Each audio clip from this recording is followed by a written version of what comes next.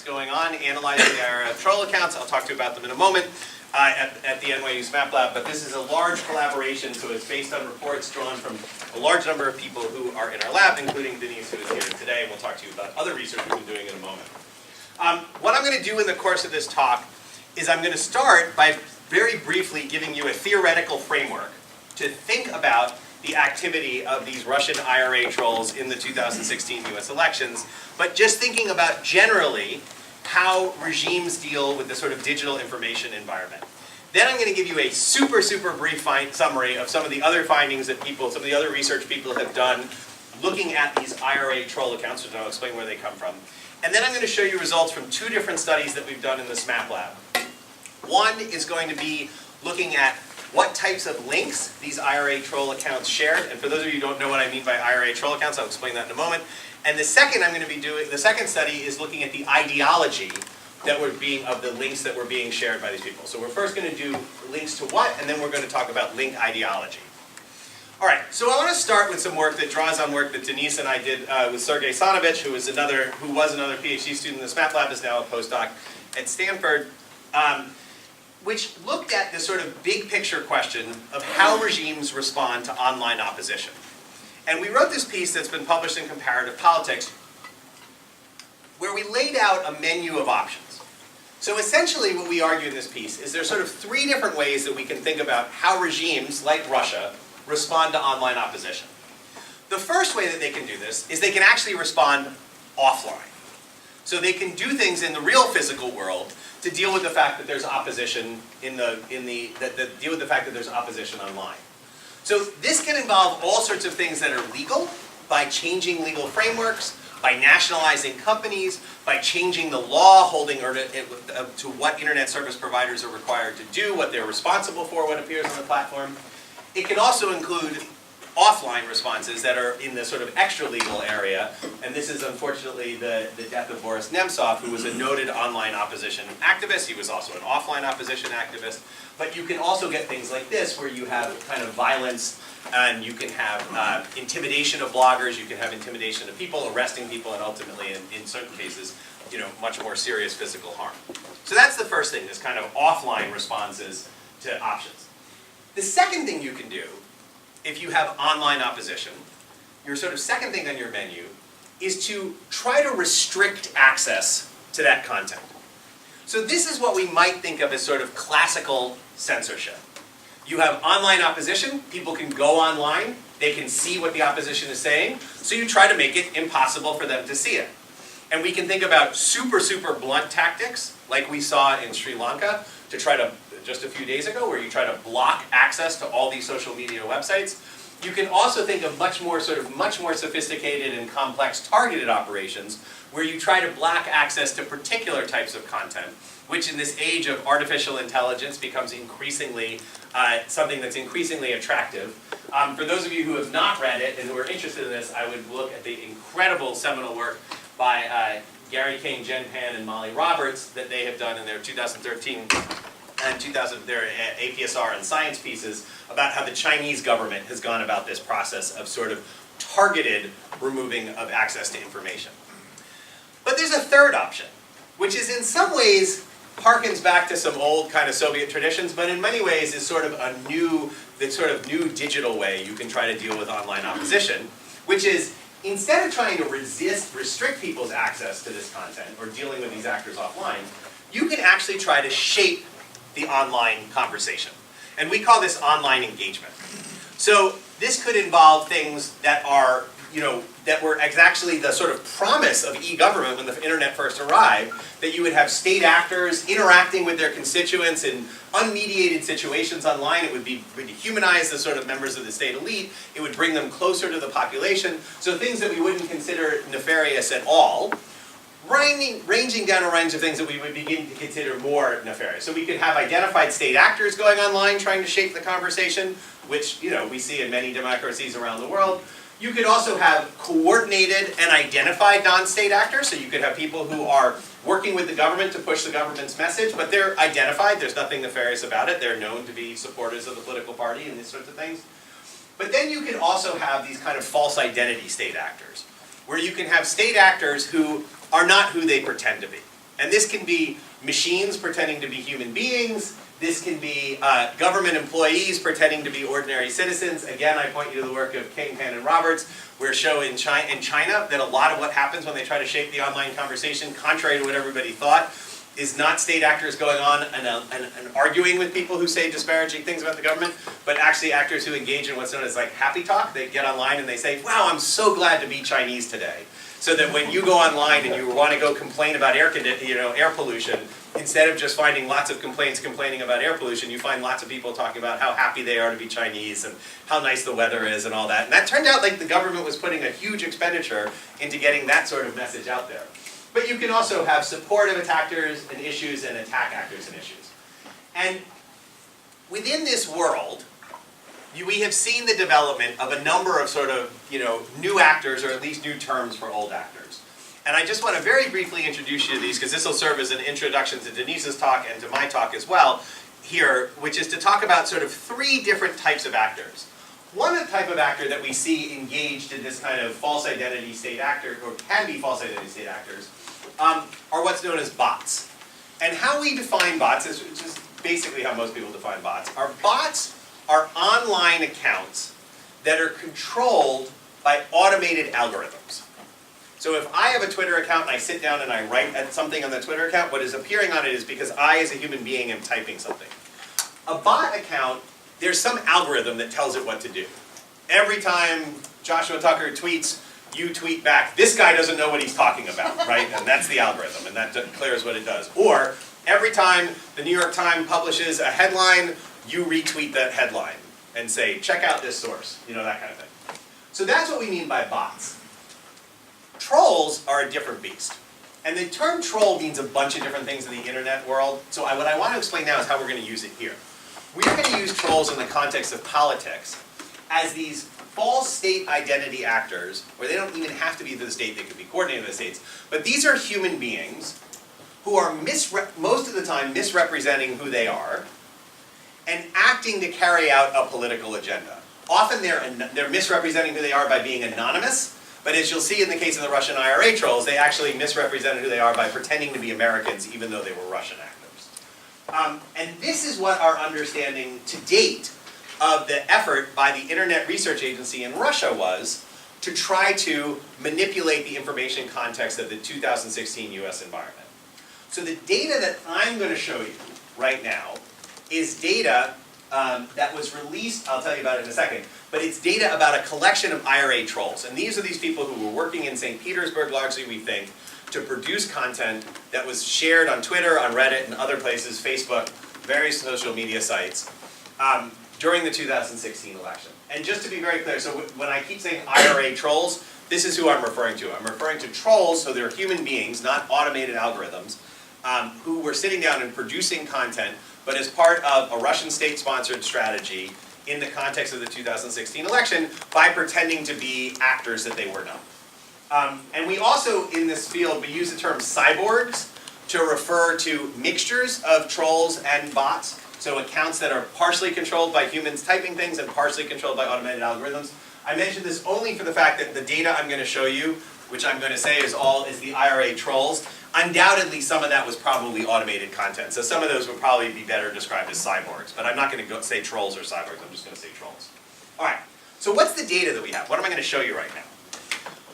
What I'm going to show you is the results of our analysis of the activity of a bunch of IRA troll Twitter accounts that were released by Twitter to the US Congress and put into the public record. When Twitter was called to testify by the US Congress, they brought along in the evidence a list of 2,700 accounts that they claimed were Russian IRA trolls, that they had reason to think they were Russian IRA trolls. Later on, about 4 months later, Twitter released the entire data set of all the tweets produced by those trolls. That was crucial because at the time that Twitter announced these were IRA troll accounts, they had deactivated their accounts and they had purged them from the Twitter platform, which meant that we as scholars could not then go and get the data that had been produced by those trolls. However, Twitter then released all of this data itself a few months later. And we're going to want to give a huge kudos to Twitter for doing this. They did not have to do this and they chose to do it. However, we want to have a huge caveat which is that everything I show you from here on in is a giant black box as to how it was claimed to be a Russian IRA troll account. So everything I'm showing you right now is I am trusting Twitter that they know that these were Russian IRA troll accounts. I am happy to talk way more during Q&A about all the challenges in this field of working with data that's potentially having an enormous impact on society, that's controlled by giant multinational corporations, and they decide what kind of access people in the public domain get to it. But that's the world we're in for this study I'm going to show you. Great that Twitter released this data, black box, I don't know how they got the names of these accounts. But from lots of careful observation of these accounts, it seems like they did a good job of it. What we don't know is if Twitter released all of the data. We don't know if there were other trolls they identified that they didn't release. We don't know if they missed trolls. We have some suspicions, which I can talk much more about, but not in the context of this talk. All right.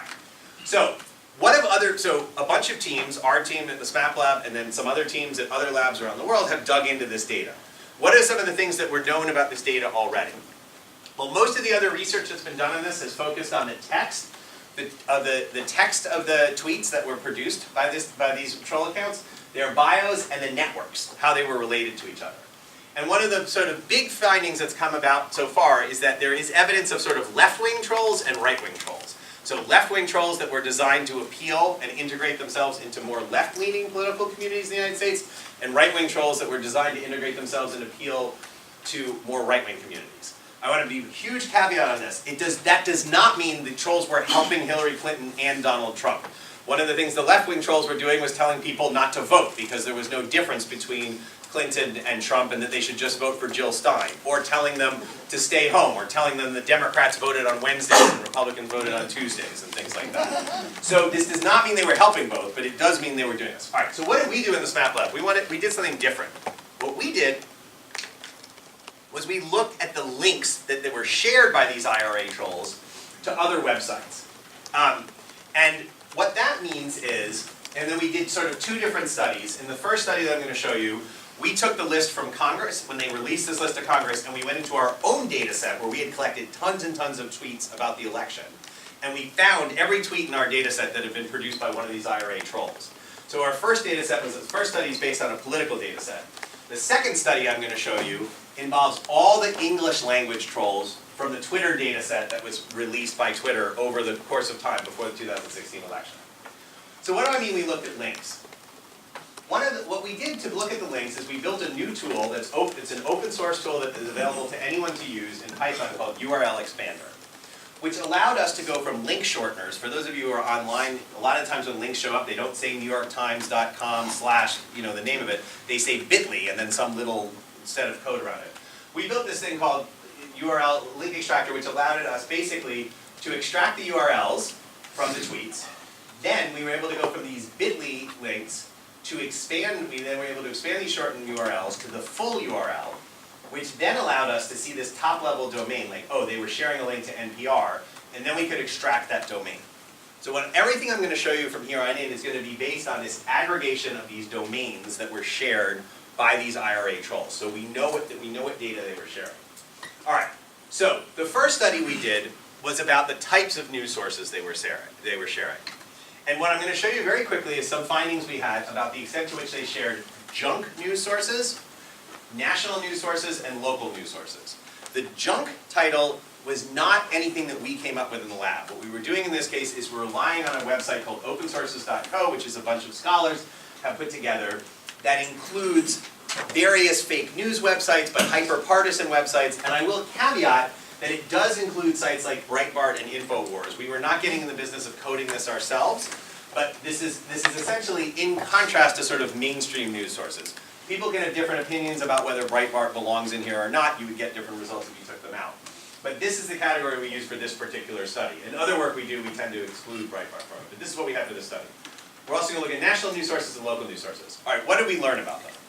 So the interesting thing about the IRA trolls is they shared, and then the one other thing I want to tell you that we did here is we created comparison groups. Because to look at what the IRA trolls were sharing in the abstract doesn't tell you anything. It's hard to get a sense of like what they're doing, although some of it's interesting. But what we did is we compared them to samples of users that we had in our data sets. We had random samples of users we've been following on Twitter.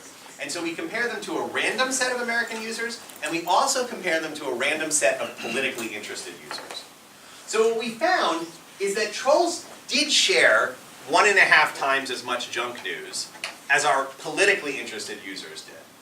But that's still only 6% of the links they shared. Our random set of US politically interested users, about 4% of what they share fall into this junk news category.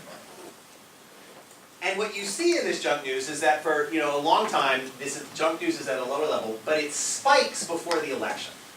Now, the number of links that the trolls have shared in general spike right before the election. But the number that they share to these junk news sites also spikes right before the election. So it's possible that this was a sort of concerted strategy, that they were not sharing too much of this junk news early on and saving it up to share right before the election. There's also a possibility that this is actually what this represents is a coding error by Twitter, and that there were Venezuelan trolls that appeared on the scene right before the election that shared a ton of this junk news. This is still something that's being sorted out at this point, so I want to say this with a caveat. But this is one thing we do see, is that from the accounts that we have, there is this spike right before the election. However, what was super interesting was that trolls shared 15 times as much local news as our politically interested group, and 90 times as much local news as our random sample. Indeed, 30% of all the links that we saw shared by these trolls were actually sharing local news. And we know that Americans trust local news sources more than they trust national news sources. So if you see here, when we look at junk news, and here's the spike before the election, we look at national news and we look at local news, there's a ton of sharing of local news both before and after the election. Interestingly enough, most of that local news was shared by just 27 of these IRA Twitter accounts that were sharing tons of local news, and were they themselves pretending to be local media sources, sharing news from other local news sources. We immediately thought, swing states. This must be happening in the swing states. No, it has no relationship to the swing states. We don't quite know what they were doing here. The best sort of explanation, which is just totally rumor, is that this was a setup for in case the election was close and Trump contested the validity of the election, that you were going to have these 27 accounts that had built up these local followings as being sort of local, dependable news sources that would then be used to harness support for Trump's claim that the election results were invalid. But that's just a rumor. I have no idea if that was the case. But we did find that there were, these 27 accounts that produced a ton of this local news link. All right, we also find, I'm running short on time, there's different patterns of shared national news. Our politically interested users, our random users, they share, the top ones they would share would be like CNN, New York Times, Huffington Post, Washington Post. For the IRA trolls, it's the Hill.com and Washington Post, and CNN is much lower. I'm not sure what that means. All right, so that's the first study. Second study, really quick, because I'm definitely running short on time now. The second thing we tried to do was test this question about the ideology. We wanted to dig deeper into this fact. We knew there were these trolls trying to integrate themselves into left-wing communities and right-wing communities, but were they really playing both sides in the information that they were sharing? And so we did two things here. One is we looked at every single link they shared to a media site, and we came up with a way in our lab to come up with a way at scale, a replicable, automated way to code the ideology of these different news sites and be able to split them into left, center, and moderate. The second thing we did is we looked at the links they shared to YouTube. Now, for those of you not familiar with YouTube, YouTube is a video sharing service. It's probably the most popular social media platform there is to date at this point. And we are working on methods in our lab to have scalable ways to code YouTube videos by ideology. It's a very tricky problem. We're making a lot of progress on it. We're working on it now. But for now, the results I'm going to show you are based on human coding. So we brought in undergraduates. We had them code by hand a subsection of these YouTube videos, the most popular ones to look at. Okay, so what did we find? What's the big picture thing we found? When we look at news media URLs, there is definitely the fact that they are sharing, these trolls are sharing links to liberal sources, to conservative sources, and to moderate sources. It's definitely more to conservative than it is to liberal, but it is kind of spread across the game. Now again, liberal doesn't mean they're necessarily helping. It can be a Washington Post story about Hillary's emails, right? But they are doing this. However, when we looked at the YouTube channels, we found a very different pattern. The vast majority of the YouTube channels that they were sharing links to by these trolls were fairly conservative. We can also track this over time and look at what's happening over time in terms of the number of links being shared to these liberal, conservative, and moderate sites. And one thing that I would call your attention to is that in the lead up to the campaign, through most of 2016, these trolls were sharing a lot. The modal thing they were sharing was moderate links. And they weren't sharing that many to conservative sites. But as you see the approach to the election, the amount of links they're sharing to conservative sites does go up significantly, and the proportion of links they're sharing to the moderate sites goes down.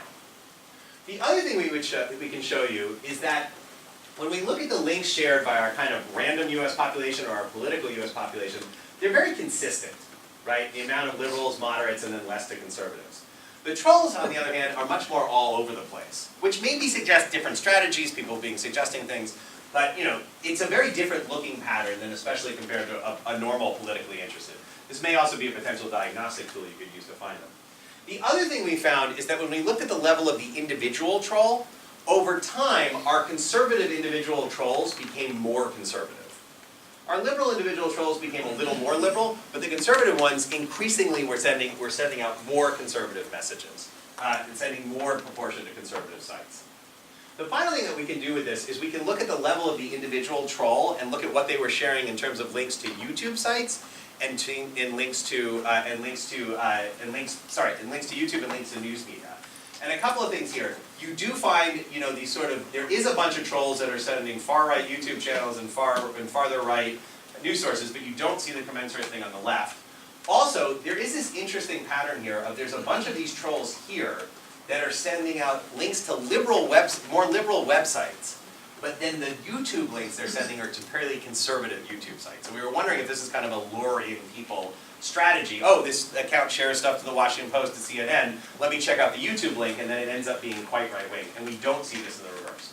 So the overall conclusion is, when we look at this troll behavior, we see some signs of sophistication. We see the use of local news, which strikes us as kind of clever, this playing both sides, maybe an attempt to use left-wing media to lure people to right-wing YouTube sites. We also see that more right-wing than left-wing content was published, especially on YouTube. And again, the final caveat is that nothing on our studies tells us about whether the left-wing content was pro or anti-Clinton. This is just about the strategy. So thanks very much for your time. And I'm going to, again, these are the papers that led into the talk that we were talking about, big collaborative efforts. I'm going to turn it over to Denise now to talk about Russian bots. So, thanks very much.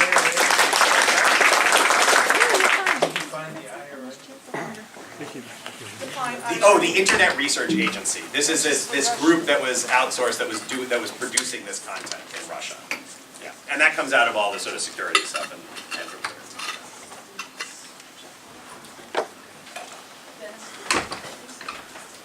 Okay,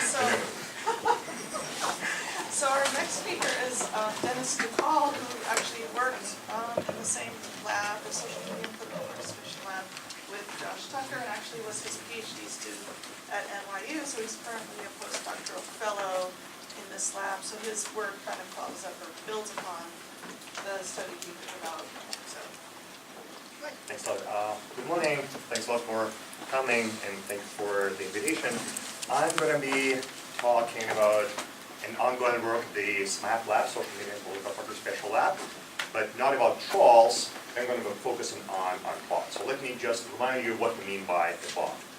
A bot, like a troll, is not a human being, but instead it's a piece of software that controls a Twitter account and can autonomously perform actions like tweeting, retweeting, liking in a pre-programmed way. Right? And bots have recently gained a lot of public attention, especially given all the evidence of the Russian government using them to achieve its own political goals. And there has been evidence of Russian bots interfering in the US presidential election, spreading fake news in times of war, intervening in public debates on some sensitive issues, and even threatening democracy.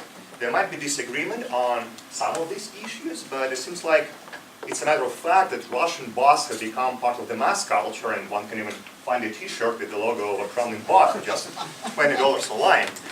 But the problem is that we still lack technology for reliably identifying bots. So we started the project by building such technology. I'm not going to go into the details, but I'll be happy to take any questions about how to do that in the Q&A session. I'm going to just tell you that we collected a large set of tweets in Russian about Russian domestic politics, over 25 million tweets from 1.5 million Russian language Twitter accounts, and we recruited Russian-speaking human coders to manually code a subset of the collected Twitter accounts as bots and humans. And then we used some machine learning tools to automate the process and basically do the coding, replicate human coding of bots at scale. And what we found is that actually Russian bots were really popular on Russian computers. So here's a graph. The horizontal line is time. The vertical, the horizontal axis is time. The vertical axis is the proportion of detected bots among all Russian-speaking Twitter accounts that tweeted about Russian politics in Russian on a given day. And the red horizontal line is 50%. So on most days, over half of the accounts that tweeted about Russian politics in Russian were bots. And on some days, the percentage went up to 90%. However, not all of these bots were pro-regime, pro-Kremlin. We actually realized that in the initial stages of the project, and also decided to build a classifier that would use human-labeled results to automatically label bots as pro-Kremlin, pro-position, pro-Kiev, and neutral. Right? Again, I'm not going to talk about the mechanics of it, but I would be happy to answer any questions. What we found is that pro-Kremlin bots make up around 30% of all Russian language politically relevant Twitter bots. The rest are either neutral or anti-regime, but we were especially interested in what the pro-Kremlin bots do. So we specifically wanted to know how the regime uses those pro-regime bots in times of like the most focal moments of for regime stability, when there is collective action and there is mass political protest. We built here on rich political science literature on how non-democracies use trolls and bots for a variety of purposes, and on the literature on online censorship that highlights different ways in which non-democratic regimes can deter people from consuming and disseminating some sensitive information, especially when that information refers to collective action. And the evidence of that comes from China, but to the best of our knowledge, there's been no previous research on how the Russian government uses bots in times of political protests. We use here a pretty standard framework for thinking about why people participate in protests, which is the cost-benefit analysis framework. And it's really helpful to theorize about the different strategies bots can use for suppressing political protests. So you can think about bots lowering the expected benefits of participating in a protest, for example, by mimicking public support for the regime. If you see tons of social media accounts around you tweeting positive sentiment towards the regime, you might think, well, probably opposition is a minority. It's not going to change anything, so why would I take the risk? I would rather stay home instead of going to protest. Bots can also emphasize pro-government agenda. So they would highlight the achievements of the regime and de-emphasize the most sensitive issues.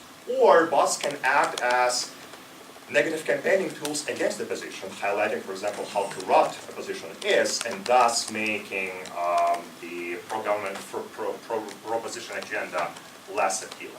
Alternatively, bots could be used to increase expected costs of protesting by threatening potential protest participants, or intervening in political communication about the logistics of the protest. So today I'm going to focus on just two of these strategies.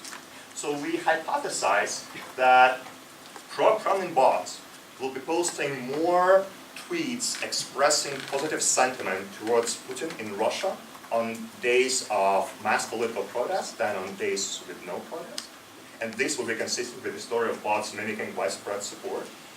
We also hypothesize that pro-Kremlin bots would be posting more negative tweets about the Russian opposition on times of protest than on days with no protest, and this will be consistent with the story of bots being used as a negative campaign tool.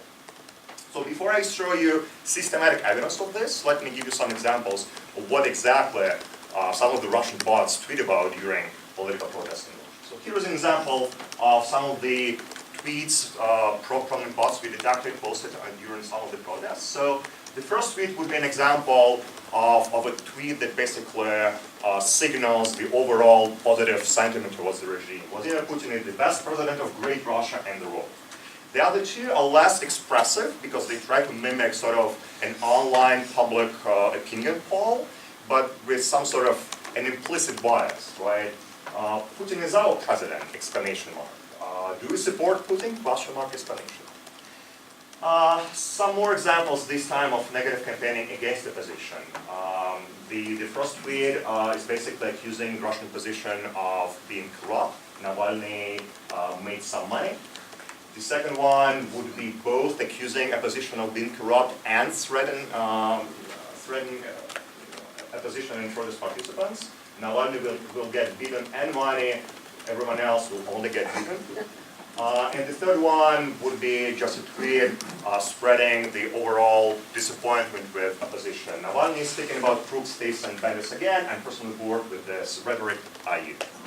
So these are, of course, examples which are picked for illustration purposes. So what about more systematic evidence? So to do this analysis and test the hypothesis in a more systematic way, we collected over 2 million tweets from 4,300 pro-Kremlin bots that had at least 100 tweets in our collection from February 2015 to late December 2018, and also collected protest data and focused on 18 large protests with at least 1,000 people during this time.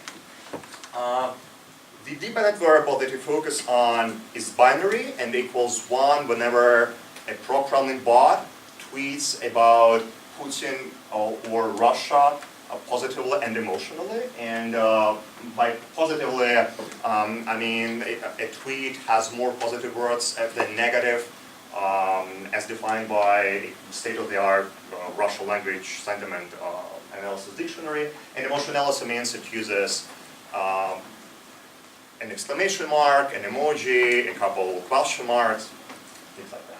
The independent variable is binary and equals 1 if there is a protest on a given day. So we estimate a hierarchical logistic model and focus on the difference in the predicted probability that a bot will tweet positively about Putin or Russia on a given day if there is a protest and if there is no protest. And here are the results. So if there is a protest, there is a 3%, the probability that a bot will tweet about Putin and Russia positively on a protest day is 3 percentage points higher than on a non-protest day. And the result is statistically safe. If we look at negative campaigning, here we define the dependent variable as binary that equals 1 if a bot tweets negatively about Alexei Navalny, a Russian opposition leader, right? And we estimate a similar model. And the result, again, is not only statistically significant, but it's really strong. The probability of a bot tweeting negatively about Navalny on a protest day is 15 percentage points higher than a non-protest day. So what we find overall is that Russian bots swamped the Russian political Twitter sphere in 2015-2017. However, not all the bots were pro-regime. There are tons of neutral bots and pro-opposition bots, and I would be happy to talk more about those in the Q&A session. But as for pro-regime bots, those are actively used during mass political protests to suppress it using at least 2 techniques: mimicking the widespread support for the regime and negative campaigning against the opposition. Thank you.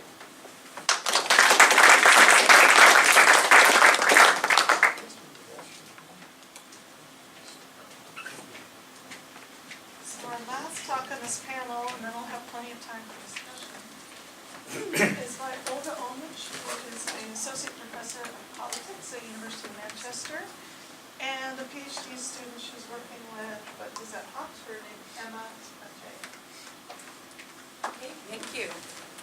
2 excellent presentations, and this is the beginnings of a paper, and we also changed our title. Sorry, yeah. So our title is Mobilization, Motivation, and Mass Perceptions, the Role of Media and different types of media in driving protest behavior and opinion in the case of the Ukrainian Maidan. And we start off with actually 3 questions that we're grappling with. So in the first case, in moments of mass mobilization, when people spill out onto the streets of any given city, what role do different media sources play in their mobilization and motivation? Well, that's interesting. No?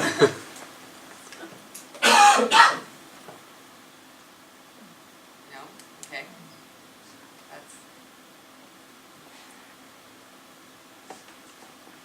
It's the images, I think. The images aren't just not showing up, is that right? Or that's... Yeah, the images are not showing up.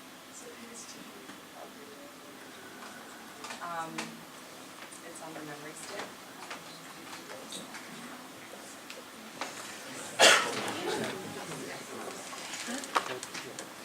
Okay? Yeah. Do you want the images? Yeah. That would be nice. You want some pictures? Okay. There's one picture that I absolutely love in my presentation, and actually Josh put that in my blog in 2014 with Oksana, the world's most famous Ukrainian protester. So that is a worthy picture to have. But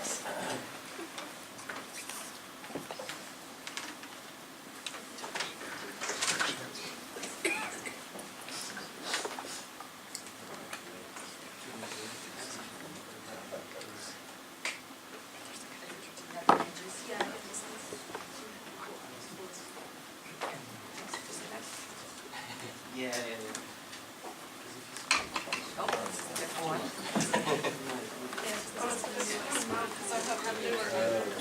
This is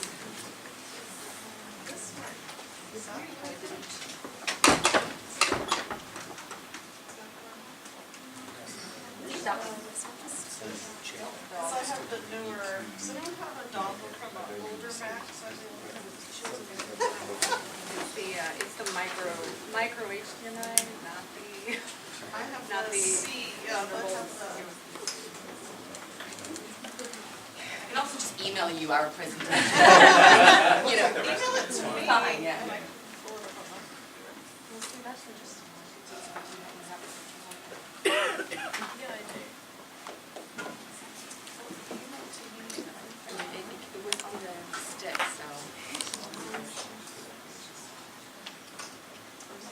I mean, we can, No, well, let me see. yeah, you have, I think, some ones, no, you have, No, yeah, that's the USB-C. I need the micro HDMI. Mary, Just use one of your computers. I just forwarded you those. How about that? There you go. Or we can really just email you the presentation, or just go without the pictures.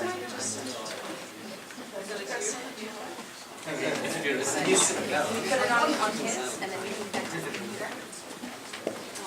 Here, so she's got one too, so let's see if hers works, and then, yeah. Okay, all right. The back one. No, this is still. See, it's right at the end there. No, we've got microphones. Sounds like a Just cookie. now, Yeah. it's kind of not time, so I can. Yeah, it took a sec. You know, this one time I actually took that cable out of my eye.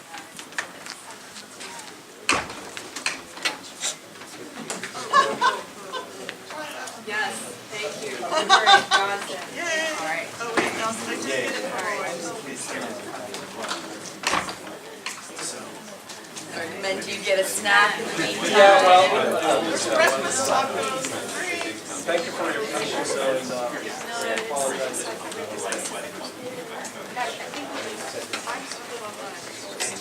There is, it's so bad.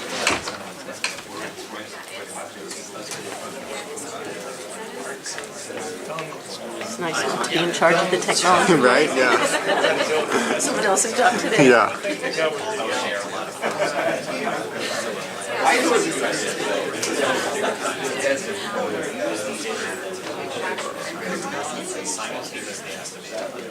Yeah, it is a PDF. And so these are essentially It's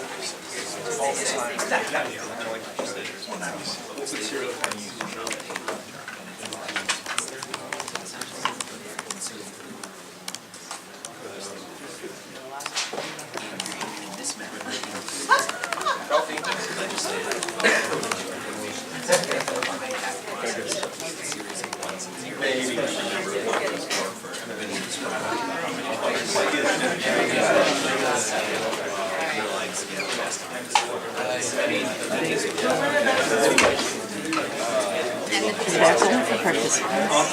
No, take one. Yeah. I love this. Who designed it for you? Did you? Really good. Really good idea. Oh, thank you. I have children who just love these. Really great idea. And you did this too? And you've just started? In December? Yeah. Had you done outreach before, or you? I'm a graphic designer. All right. Oh, fantastic. Back to the first slide, in case you already forgot what our first question was. So, what is the role that different media sources play in the mobilization and motivation of protesters? Now, this is not working now. Okay. Yeah, no, here, I'll just do this. So, we have a puzzle when it comes to the Ukrainian mass mobilization of 2013-2014. Was it a hashtag revolution, like some people would have us to believe, that it was all about Facebook driving protesters out on the streets? Or was it in fact a streamed revolution? Because for the first time ever, there was 24-hour-a-day online news streaming channels that were right there in the Maidan Nezalezhnosti. Or was it actually a revolution that was televised? And the main source of news about the protest events and the main motivating source was in fact television. But then, when the protesters go home, do the same patterns of media consumption that correlate with protest mobilization motivation also drive their perceptions of the protest event post-fact, right? And in the age of instant information, are some media sources more susceptible to disinforming and disinformation, or is it in fact some individuals with particular traits that are more likely to accept, believe disinformation? In the future, we hope to also pass on disinformation. Of course, this is another excellent reason why the Euromaidan is a good critical case to use here, because it was a mediated phenomenon, and very quickly, certainly particular types of both online and old media disseminated various types of disinformation, including a false portrait of Hitler outside of the headquarters of the protesters on the Maidan. So, first, let's review what happened during the Euromaidan.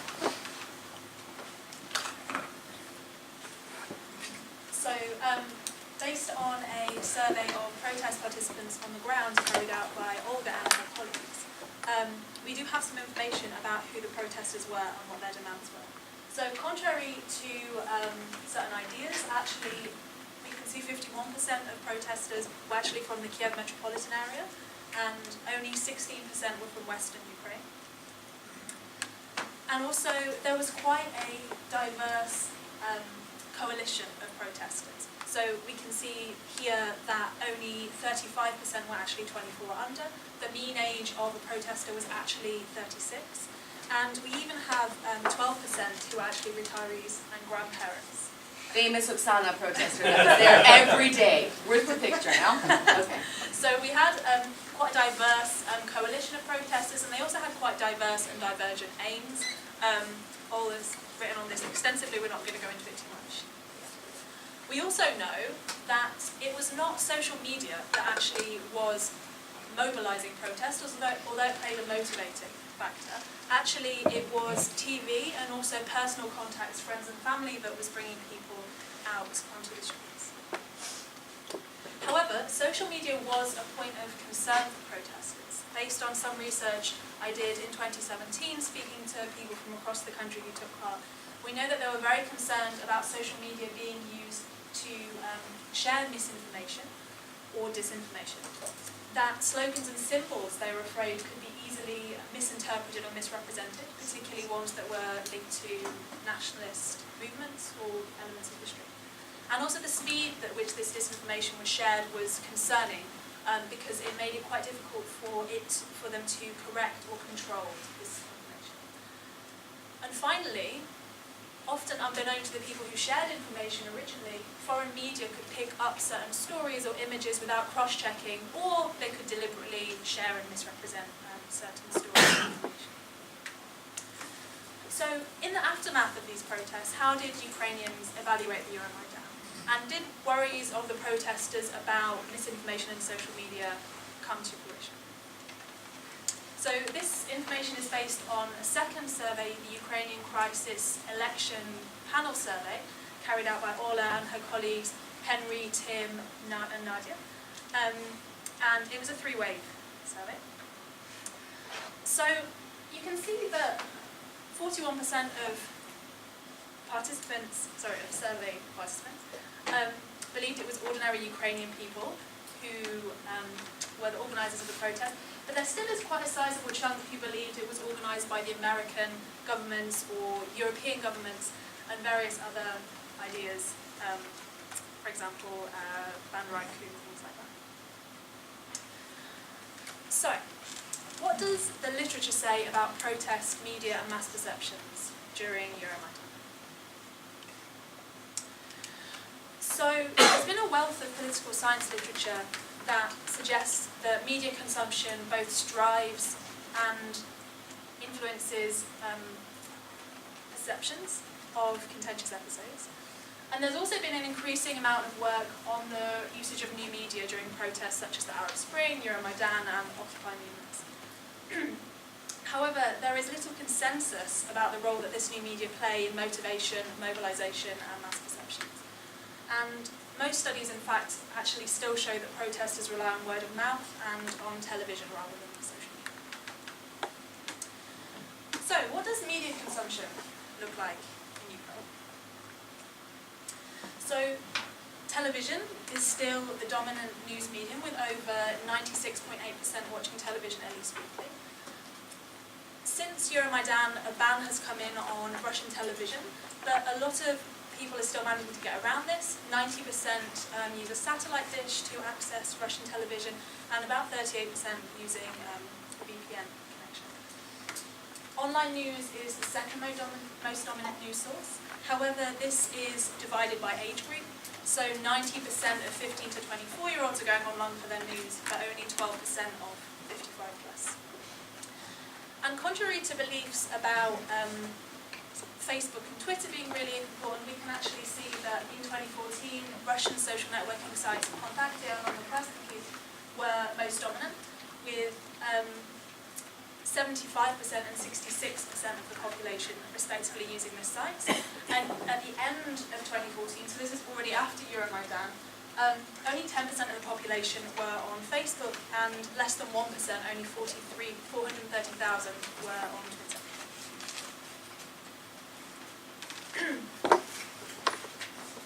So, scholars have identified 3 media sources as susceptible to disinformation tactics or being less pro-Ukrainian in terms of political content. And this is Russian television, Russian language television content, and also social media such as Kontakte.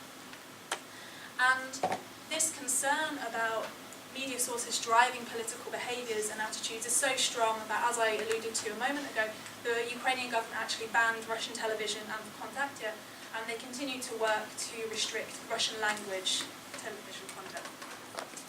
This is despite the fact that recent studies have found the effects of these media to be inconclusive. So, based on this literature and these studies so far on the protesters, we hypothesise that new media and social media will be motivating but not mobilising in themselves. That TV news consumption will drive mobilisation and mass perceptions of the Euromaidan after. And also that Russian news and Kontakte will be more likely to drive the acceptance of disinformation about Euromaidan. All right, and of course there are a variety of also competing hypotheses about what drives political behavior and opinion in Ukraine specifically. And this focuses on regional divides, the assumption that ethno-linguistic divides also drive these behaviors and opinions, as well as economic security. Yeah.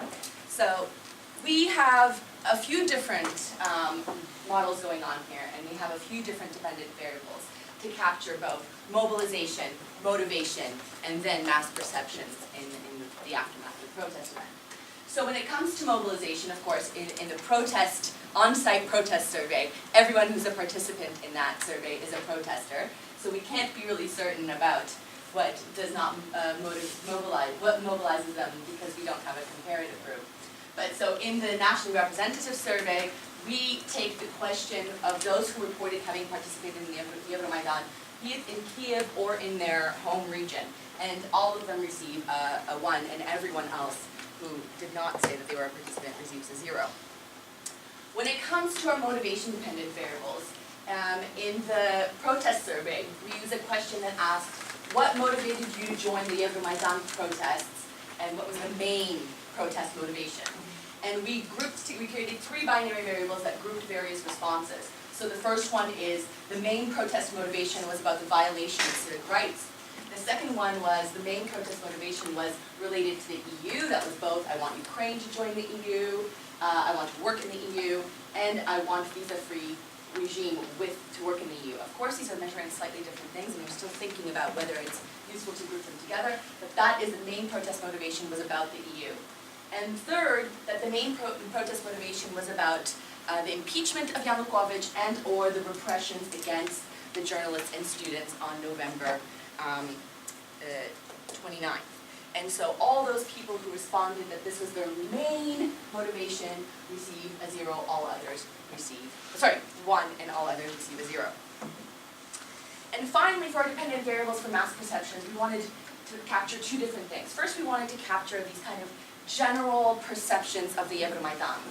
And for that, we used a question in the second wave of our nationally representative survey, where we asked people to tell us on a scale of 0 to 100 how positively they felt towards the Euromaidan. So this is not a binary variable, this is a continuous scale variable. And then when it comes to the disinformation, we have a bunch of different questions we could use. And we thought of, there was the question about what happened in the final stages of the Euromaidan. Was it a CIA plot, a Van Dijk coup, and all these things? We're still looking through those questions, but we decided to go with a question that, who do you think mainly organized the Euromaidan? Because the options were very clear. Ordinary people, Ukrainian oligarchs, political opposition, and all of these in some way can be true, right? Whereas the European and American authorities were certainly not the main organizers. Now, I have studied protest in Ukraine for the last 15 years, and I'm very confident on this.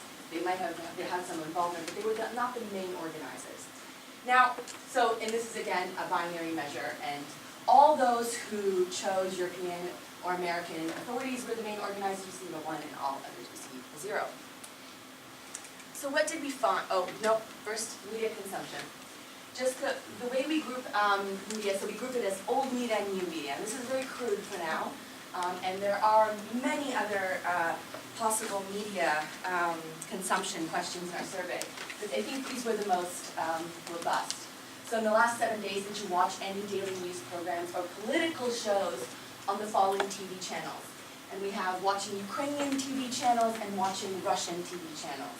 And of course, we also wanted to account for people who do not watch TV at all. And when it comes to new media, we grouped, we have an Olga measure, a Contact measure, Facebook measure, and then internet news sites, which includes streaming sites. We thought it was very important not to group these things together, because we have a different hypotheses about how Contact should be behaving in our models. And then finally, we thought it would be important not only to capture whether or not people are watching certain types of TV channels, but also the frequency at which they are watching this. So watching Ukrainian news channels frequently or watching Russian news channels frequently. Okay, and so we do account for macro-region divisions. East, west, south, and the center is our reference category here, because I think it really doesn't make sense to have west as a reference category. If anyone wants to ask me why, I have many different things you can go into there. And the ethno-linguistic identity, we actually follow what Henry and I proposed in our most recent Post-Soviet Affairs article, where we think it's important because these measures capture different things, that we need language practice, which is observed language of the questionnaire, language embeddedness, which is the language spoken at work, ethno-linguistic identity, which for us is native language, and national identity, which is we interpret as civic identity as a fourth choice question. but also because we think it's really important to account for economic deprivation and economic experiences. We account for the family's financial situation, which is a typical 1-to-10 scale of affordability. And we also have a question on, do you perceive yourself to be a winner of the economic transition since the 90s? And we think that particularly plays a role in Ukraine. And we have other controls: age, gender, education, and residing in an urban environment.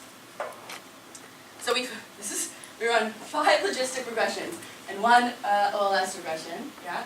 But what we do is here we report the full effects, and this is when all the variables are scaled from 0 to 1. And I can go into a little bit more depth later on if that's. We also use a causal sequencing because we believe that certain variables come at a causal stage prior to others.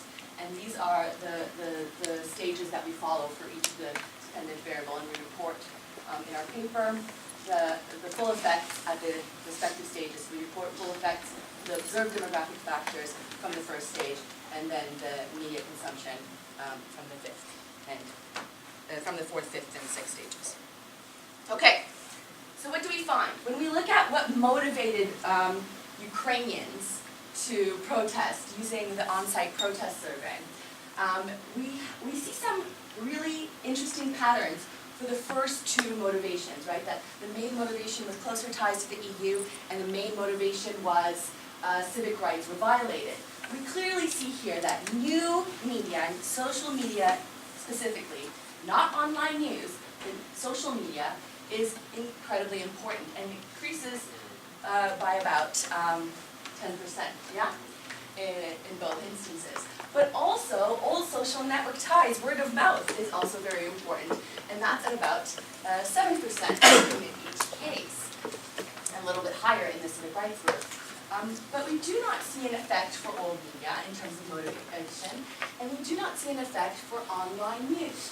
But when we look at the main motivation being Yanukovych's impeachment or the repression of the journalists and students on the Euromaidan, fascinatingly, social media is not significant, old media is not significant, word of mouth is negative and significant, but new media, online news, streaming channels are increased by 40% the likelihood that this was the main motivation reported. Okay, so there's lots of things we still have to look at here and various checks, and this is very quick and dirty early stuff, but there's a very interesting pattern there, and I think that has been relatively under-theorized. Now, when it comes to people who reported having protested in our nationally representative survey in the aftermath of the protests, yeah, we also find, I think, rather surprisingly, that many of the various, and I have run the models with different variables capturing both old and new media. We don't seem to find very robust effects. So, old media, Ukrainian, the Ukrainian television, Russian television, and no TV, and even if you put them in separately, just with dependent variable, you do not see an effect. You see just barely an effect at the 95% level of internet media, but no effect for Contacto, no Plasmic, and Facebook. And again, I've done various things and I'm finding the same results. And then finally, when we account for the frequency of television watching, still the internet news media is just barely significant at the 95% level, but the frequency of watching Russian television channels makes it, if you're a frequent Russian television channel watcher, you are less likely to have participated in the Euromaidan, accounting for region, language, and all the other things. Now, when it comes to mass perceptions of the Euromaidan, and this is viewing the Euromaidan as more positive than negative, we see a slightly different pattern. So here, interestingly enough, we see a very strong effect of Ukrainian television in increasing the people viewing the Euromaidan as positive. And we also see that same effect when we look at various internet media. Okay? Although plastic is just barely significant, but that's because of the particular, if you run checks, it's who those people are in this case. And then again, we see the same pattern. If we account for the frequency of television watching, we see that watching Russian television frequently decreases the likelihood that you see the Euromaidan. And this is not, just to be clear, this is not Russian language television, because most of the Ukrainian channels are Russian language. It is Russian television channels. Okay. And then finally, our disinformation, believing that the Euromaidan was organized by Americans and European authorities. And here, we see strong effects for old media. So, watching Ukrainian television channels decreases the likelihood by about 5% of you believing that this is the case. Watching Russian television channels increases the likelihood by about 5%. Then when, again, oddly enough, I for sure thought in this case we would see a compacta effect, because we do have a large portion of our respondents that are compacta users, and they seem to correlate in all the right ways with these questions, but we don't see the effects here. We continue to see the old media effects.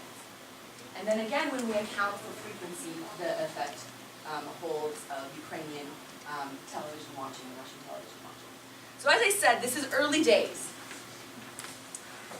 But I think there is some support here, and a lot more work has to be done, but I think there is some support here that indeed the social media was motivated and specific claims, channeling in specific ways.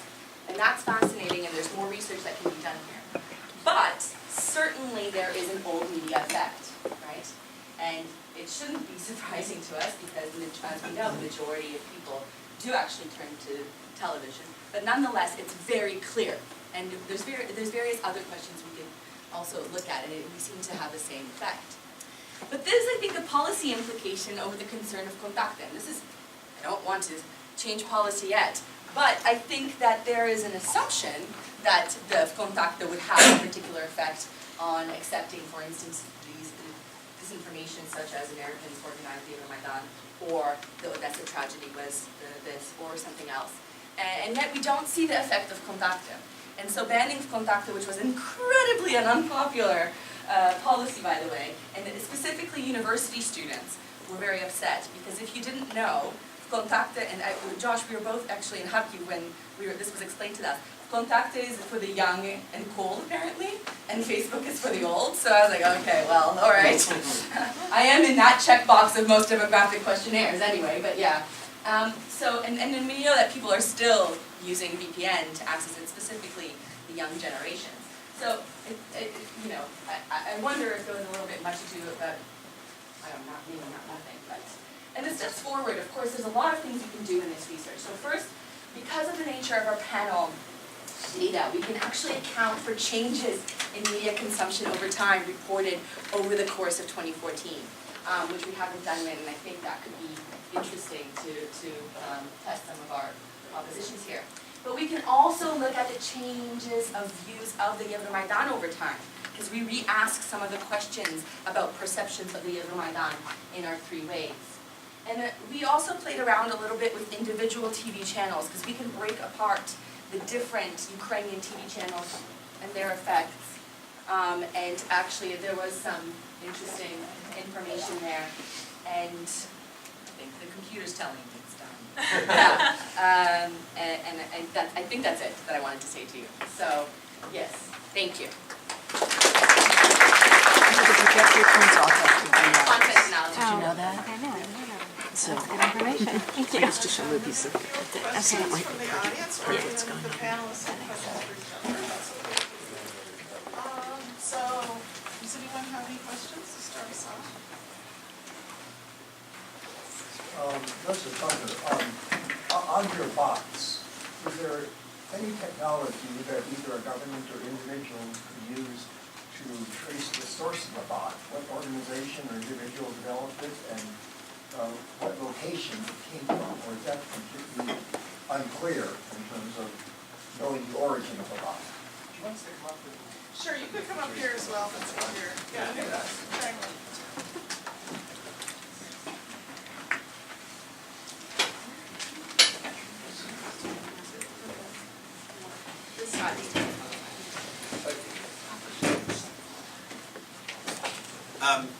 So thanks for the question. So it's complicated in this regard. So are there technologies to understand where accounts are tweeting from? The answer to that is yes. There are technologies to do this. When we have an account, like we have a giant collection of tweets about the US 2016 presidential election. When we look at those accounts, there are some accounts that will have locations where they are from, and we can see where they're from in their bios. But we know for all these IRA Russia troll accounts, they essentially lied about those, right? They put down locations where they weren't.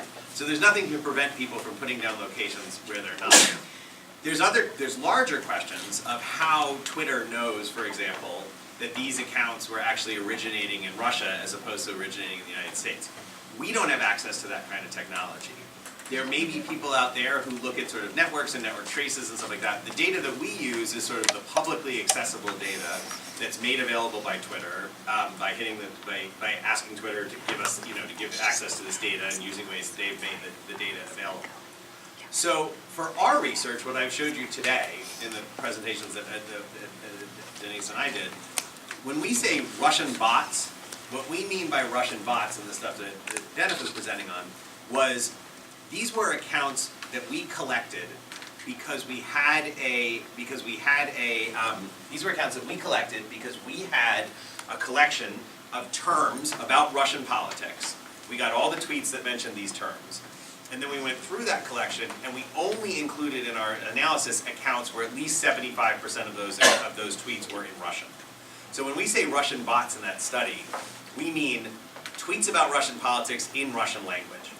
Again, could those be being done by someone in Kansas? Sure, we don't know, but that's how we got that category. The other category I can tell you, where the stuff I was telling you about the IRA troll accounts, those were identified to us by Twitter in information that they were released to the US Congress, so we would think they would be confident in this, right, as part of their testimony to Congress, as saying these were the accounts that were actually being controlled from within Russia. How Twitter knows that? I don't know. I can't tell you, and this is a problem for the sort of transparency of Russia, because I'm coming here and telling you a lot about that information, and even I don't know how Twitter knows that.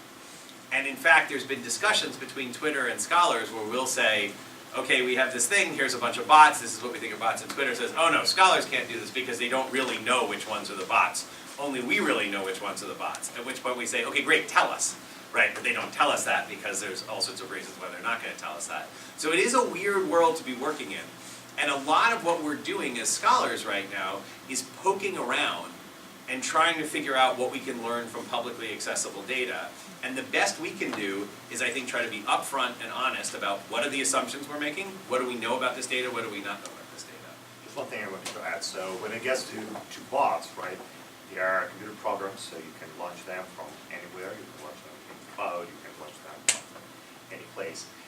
One source of information of where the bot is located would be geotagged tweets that have some geolocation attached to them.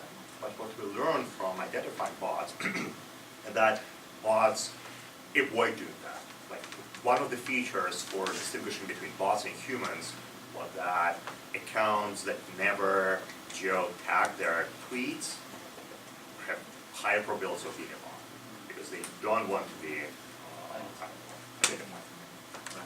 And when Dennis, somebody says it's geotagged, so when we get the data from Twitter, it doesn't just come with saying this is what the tweet is. It comes with all this metadata about the account that produced it, the way it was produced. We know whether it was produced on an iPhone or an Android, whether it was using a different type of operating system. There's lots and lots of metadata. Sometimes that metadata includes a location, but you have to opt in to doing that. You have to tell Twitter that you want them to do that. And so that's a big question in these kind of studies, is how do you locate where these tweets are. There are lots of other techniques you can use. When you discuss media influencing mobilization, is it not possible, when you spoke about Russian TV in Ukraine, more people, causing people to believe that the Americans are behind it, is it not that the believers listen to Russian TV and not that TV influences the believer? Oh no, of course, that's always the million-dollar question with media consumption when you don't actually have, journal logs of people's viewership when they report to you, what did you watch today, and knowing some, telling them to watch certain things. Yeah, of course, this is always an issue, yeah. The thing is, we do find some convincing evidence that it's not only people who are, for for instance, Russian speakers are being in certain parts of the country. Even when we check for partisanship, there's also a variety there. So we do have people who are, for instance, supporters of either Tymoshenko and even Poroshenko that are indeed believers of this other info. So there's a little bit more that you can do with this to try to, it's not so clear cut, but yeah, of course, it's always $1 million question when it comes to the UN subject. Another thing in order to discuss is there any mention of a leader, for instance, Garibaldi, that led the populace, Mussolini, so the media was incidental. It was the leader that took the people to where he wanted or she wanted them to go. So you seem to strike, I mean, or I understand, there's a lot of importance how media influences events, but what about a person themselves, a guru arrives and says, this is the way, a Gandhi. He didn't need different people, it was Gandhi that pushed the population. Do you ever look at that? No, of course, we account for seeing Poroshenko as a good leader, seeing Yatsenyuk as a good leader, seeing Yanukovych as a good leader. We have all those things that we can do.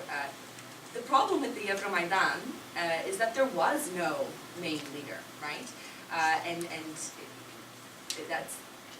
There was no particular face of the Euromaidan, and there was no particular message of the Euromaidan. There were these competing master frames also throughout the entire protest event, which makes it quite interesting for various reasons. But you can still look at things like perceptions of leaders, and earlier in the models we had partisanship, and just to see how partisanship plays, or the support for different parties in elections, and we didn't find those to be significant. So.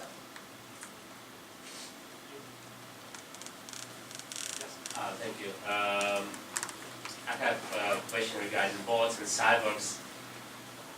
Very basic one. And I know there are some debates regarding any political impacts or behavior of individuals. So is there any evidence already available certainly suggests that those tweets in Russia, for instance, regarding protests, or irate tweets regarding presidential campaign had definite political impact on political behavior of people?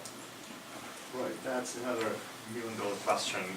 It's really hard to evaluate the effect of the bots, because that would require probably an experimental study, right, with isolating an individual from different alternative sources of information.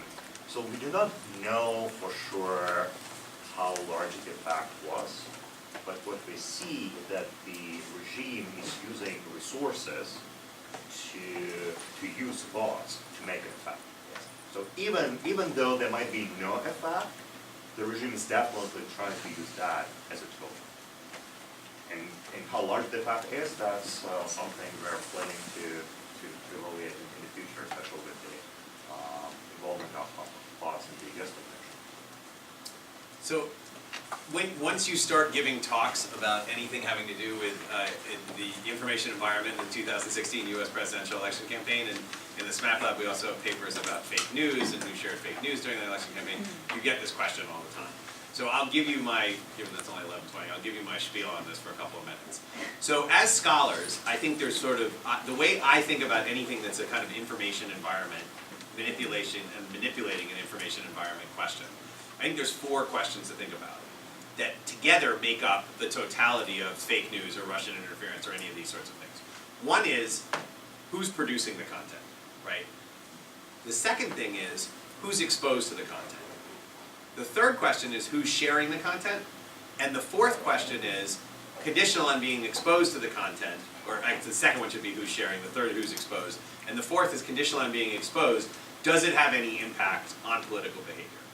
So, we as scholars, I think the intelligence community learned an awful lot between the intelligence community and the platforms about that first question. Who is producing this content that we care about in the 2016 election campaign? Whether it's Russian, manipulation attacks, whether it's fake news, Macedonian teenagers, all this sort of stuff. We know quite a bit about that. In terms of who is sharing content, we've learned a lot about that recently. There's been some reports by the platforms, there's been some reports by scholars, who shared fake news on Facebook, who shared fake news on Twitter. In terms of exposure, we've learned a bit about it. That last question, what's the leap from the exposure to the behavior? We don't know much about that at all, right? Now, I'm going to say two really contradictory things here, and I'm going to say them on purpose. The one thing is, our prior as political scientists is it's really hard to change vote choice. 90% of Republicans voted for Trump, 89% of Democrats voted for Clinton, right? Vote choice is largely a function of partisanship. Most people in the United States are partisans. Even people who tell you they're independents are mostly not telling you the truth. They mostly, when you look at their actual behavior, are leaning towards one party or another. That being said, the United States is in a kind of split situation right now, where small shifts in the mobilization of your own base, or small shifts in convincing some people who might be undecided to vote for your candidate, might have been completely decisive in the course of the US presidential election.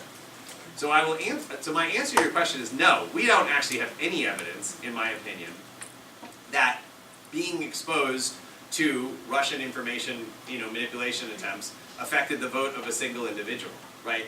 We know the Russians spent about $100,000 on ad buys, right? And there were like $1 billion on ad buys, right? It's hard to imagine that being overly decisive.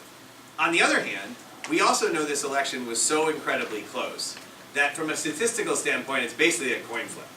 It is my opinion that if we ran that election 100 times, Hillary Clinton probably would have won it about 67 of those times, and Trump would have won it about 33 of those times.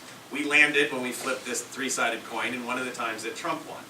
What pushed us over the edge to get there? The weather that day probably had a big effect. If we ran the election with different weather patterns, it might have turned out differently.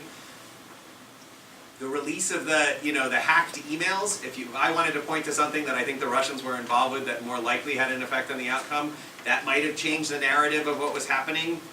There's some evidence that when those emails were, the release of the Podesta emails had some effect. Being exposed, we do know African American turnout was down in Detroit. We know it was down by enough to shift the outcome of Michigan's electoral votes. Can we pin that on Russian troll behavior? No. We can't pin it on Russian troll behavior. Probably what was the major driver of that is the Democrats went from nominating a kind of hip, younger African-American candidate to an older white woman, right? And it drove down African-American turnout among males in Detroit, right? That probably had a lot more to do with it. But can we say conclusively, right, that these things didn't have effects? No, we can't say conclusively that they didn't have an effect. And because of the razor-thin margin of that particular election, we're never going to be able to say conclusively that anything didn't have an effect on turning the outcome of that election because it was so close. One final thing I want to say about when we talk about bots in particular, but any online actor, one of the things that's come up from our earlier studies is when Dennis showed you that, and we have much longer talks on the bot detection stuff that we do, but he showed you that spike of neutral bots. A lot of what those neutral bots are doing is retweeting news headlines. Tweeting headlines. And the weirdest thing about it is a lot of them are tweeting not links to those news stories, they are literally just tweeting the headline, which doesn't make a whole lot of sense. Because that doesn't even really, if you're trying to get people to go click on the story, just tweeting the headline doesn't really do anything.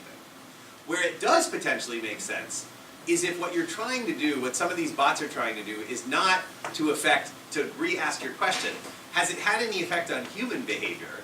That may not be the goal a lot of the time. A lot of the time, the goal might be to have an effect on algorithmic behavior. So what these bots might be trying to do is not necessarily change what you and I do when we go on Twitter, but when we go to Yandex and we look at the trending topics, the bots may be trying to get us to see a particular story that's a trending topic. So one of the things we've come to realize that the question we have to be asking is, with these online actors, are they trying to affect humans directly, or are they trying to affect algorithms? And I think in that case, a lot of what we've seen suggests it would be surprising to think that this much effort wasn't going into it if it wasn't having some effect. People weren't seeing some return on it and affecting these algorithms as well. So that's a long-winded answer to that question. Yes, sir.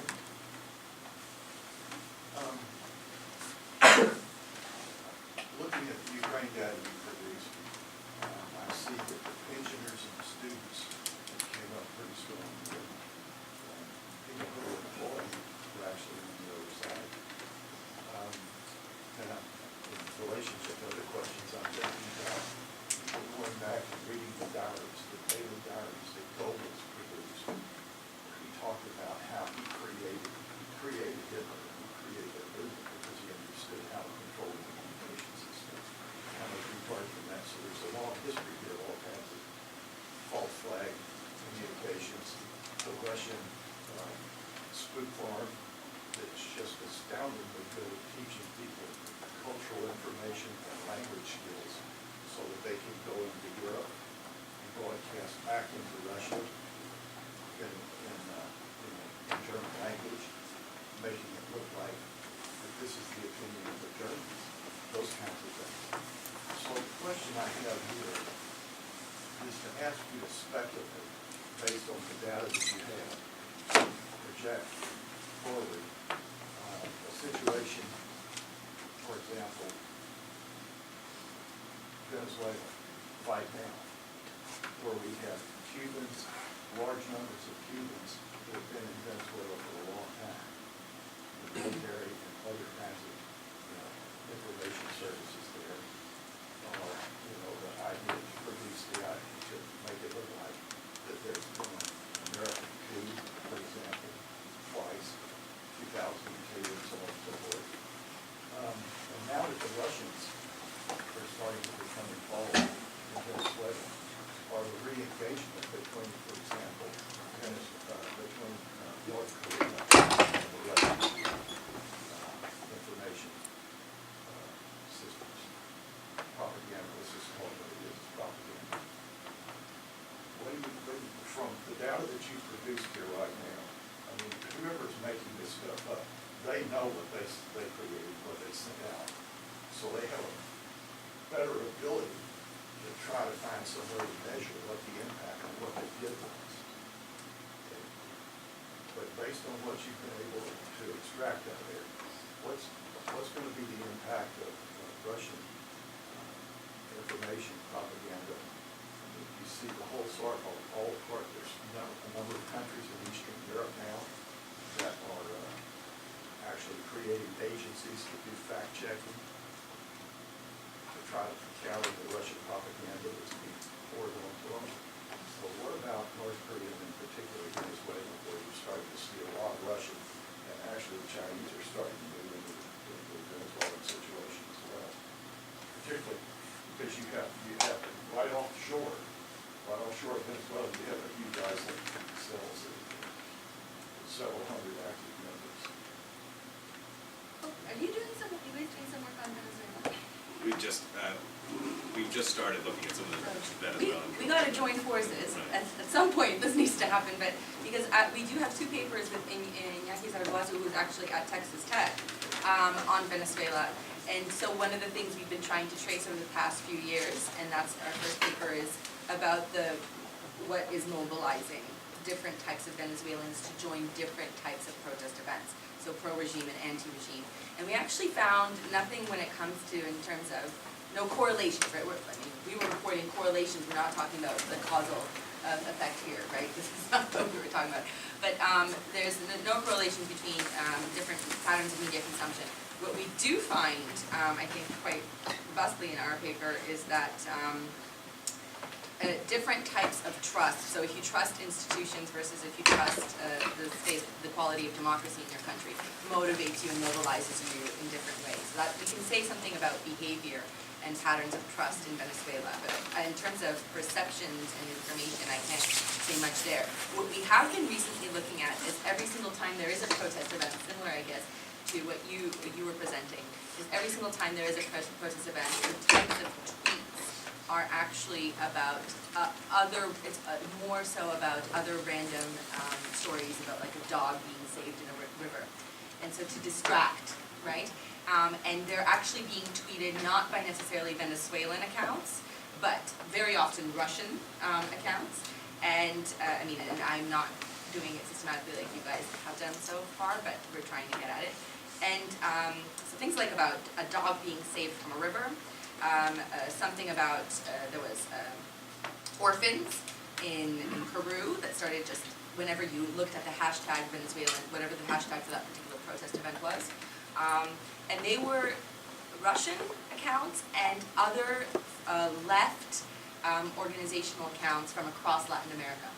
So there's this combination of working in tandem, and so, as I said, we're just starting to work on that. So that's what I'm seeing there. There's nothing else that I could comment on Venezuela other than those two papers. But one thing that I would add to your 4 things, right? The intended audiences, which we're doing a lot of speculating about, right? And I think that is my main concern even about the Russian television, right? I'm not sure who the main audience is in all those. Is it to convince those who don't think this already? Is it to convince those who already think this? What's going on here? And when I think of your paper, what the audience of those tweets are, I'm not convinced it's about the protesters at all, right? So I think that's something that we're doing a lot of speculating, and absolutely myself included. But how would you ever find out what the real intent is? Is it, to keep the supporters happy, or is it to discourage opponents from joining in a mobilization? Those are 2 different audiences, and you would assume the tactics would be very different for each. Yeah. Would you like for us engagement like variety of Yeah, yeah. So probably different tactics for different audiences. Yeah, we don't know what exactly audiences are really specific. How do we find out? That's the next cool thing. Sir. So this might even tie into where we left off, and anybody can feel this for more than one. I'm curious if there is actual research rather than opinion pieces about the, forgive the analogy, castrating effect of clicktivism, and if that might be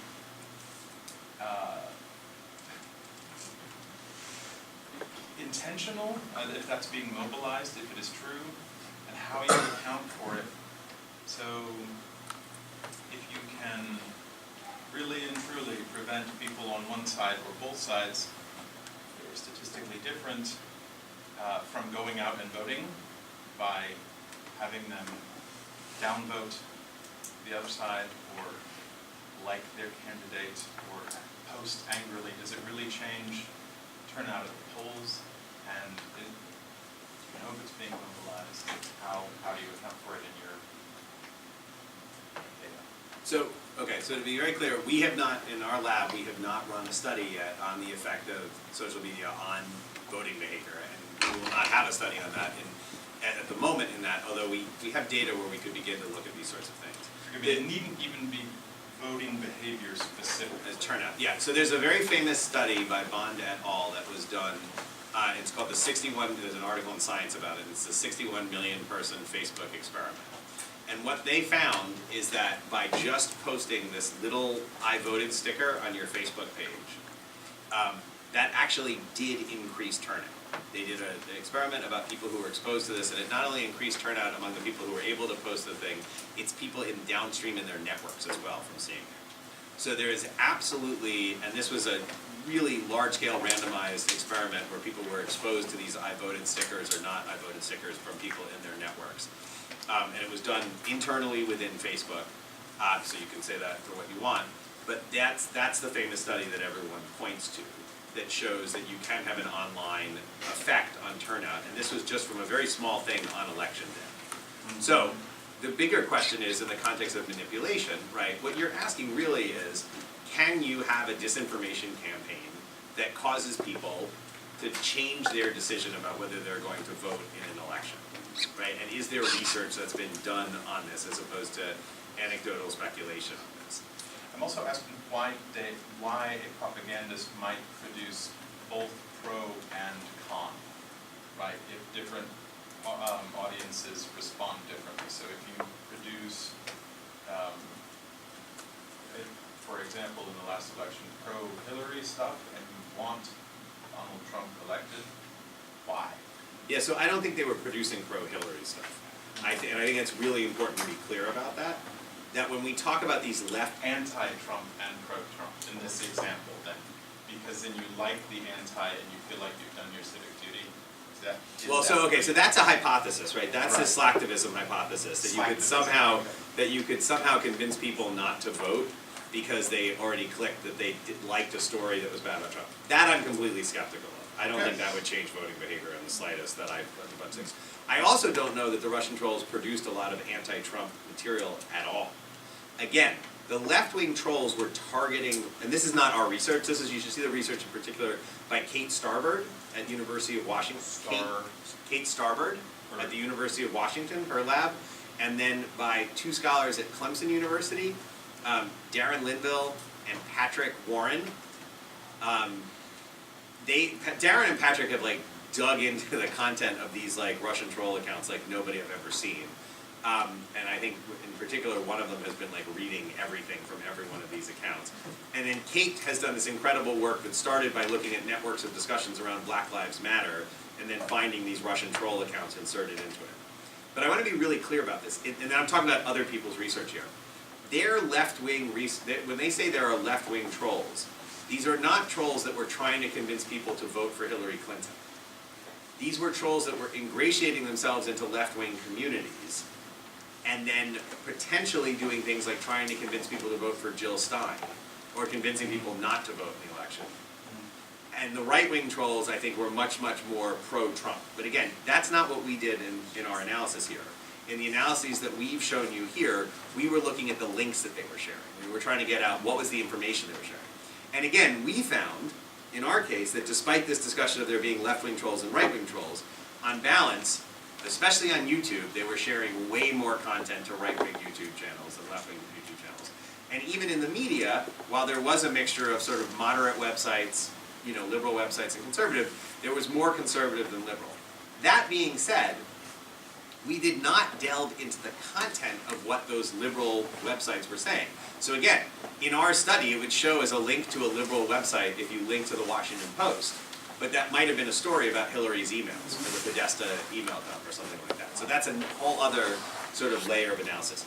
Your big picture question is, no, we do not have much research at all that actually is kind of field experimental to see if being exposed to these kinds of stimuli online over the course of the campaign leads people to not vote.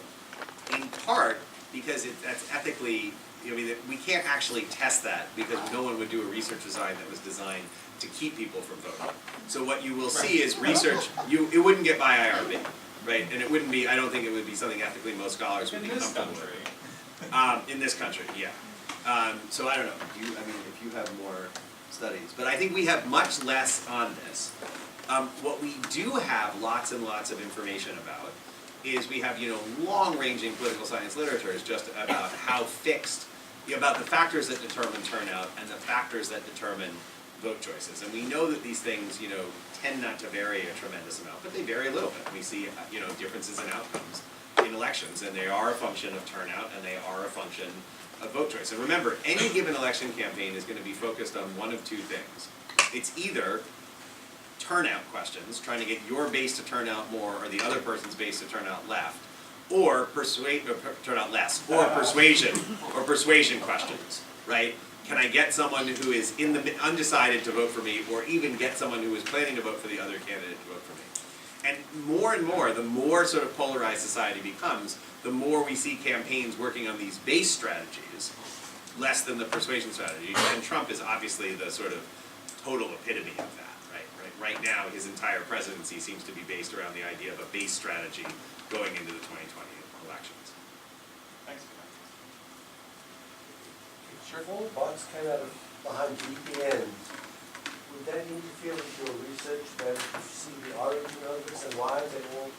Again, we don't know the origin of it. So that's exactly what we're not doing, is trying to trace IP addresses. There are other computer science labs that do that kind of work. We have not done anything with IP addresses.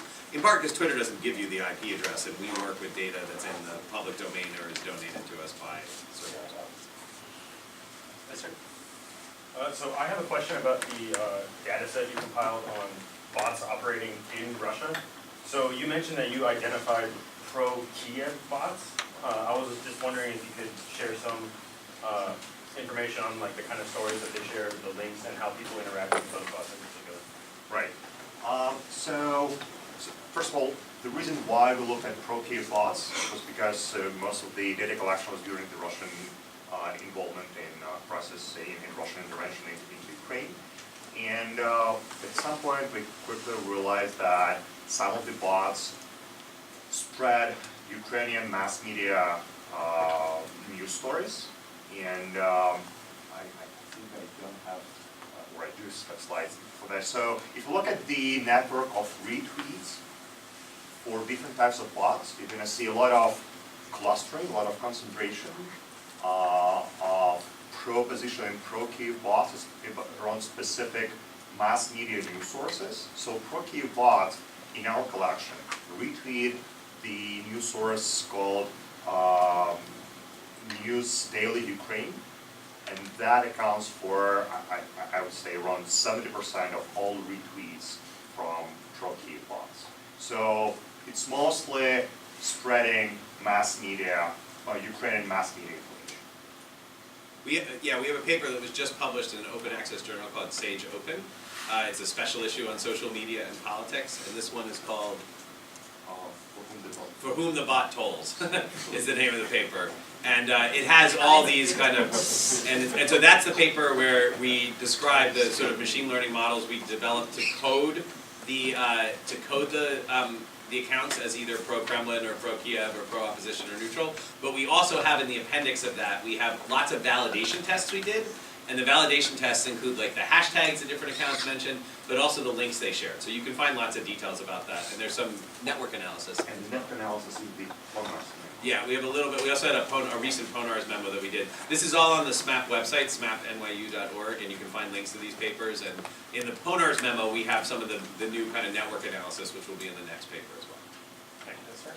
Yeah, I was wondering with your data, whether there be some controls for the bots, allows us to get at the strategic decision of which network to enter, right? Because there's plenty of choices where these bots controls should go. They go to Black Lives Matter, they go to like the most ardent gun rights, NRA people. So I was wondering if you could speak to that, the strategic decision of which networks to enter. I'll say on the trolls data, so yeah, you could do that with the data. We haven't done it yet. Again, I would reference Kate Starbird's work on the kind of Black Lives Matter as a first starting place for this. But the data, by the way, you can go download the data yourself tomorrow. I mean, Twitter made all of this data available. That's just a different, I mean, like, everyone's choosing what questions to ask. The first question we wanted to ask was about like these local sources versus the junk sources versus the national sources, like what kind of news were they sharing? And then the second thing we've been really interested in is this like evenly balanced on the left and the right story justified by the data? And we're a bit, skeptical of that as we've dug into it. And pushing a little bit back on this story, pushing a little bit back on this narrative that like, the goal of these bots was just to sow division in American society by being on the left and the right. I think that's not the case. I think they were trying to help Trump. I don't think they were actually trying to help Trump get elected. I think they were trying to help Trump, they were trying to make Hillary look worse on her way to getting elected, right? Like I think actually if they knew Trump was getting elected, this whole strategy was a massive, massive mistake from doing this. So I think they, like everybody else, thought Hillary was going to win and this was going to muddy the waters around her a little bit. But what they decided to do is a totally fascinating question. And I think the answers we're eventually going to get to that is going to come from two ways. One, it's going to come from the kind of digital forensics that we do in the SMAP lab, which is basically like, and we're working on the bots paper, which Dennis can talk about, like the stuff that he's just showed you, like that's where the whole project was going to. Like, could we test hypotheses about strategies? So from our perspective, that's where it's going to come. We're going to have to say, well, here's a strategy, that we think might be a good strategy that could work. Let's go to the data and see if there's support for this strategy actually taking place. The other way we're going to get it is out of more sort of qualitative research or even anthropological research, right? Like there wasn't a large number of people who were doing this. Like people know people who work there, and somebody's got to talk to somebody who's going to tell, Sam Woolley is a guy who's been going around like interviewing people who make these bot farms and stuff like that. I don't think he's gotten inside the IRA and like gotten answers from people, but someday we're going to know it, and I think that's ultimately. What I will say is that in our group discussions about when we're having our group lab meetings about these Russian propaganda projects, I'm constantly struck by like, when we're looking at things, we're like, okay, does this look like a concerted, top-down strategy?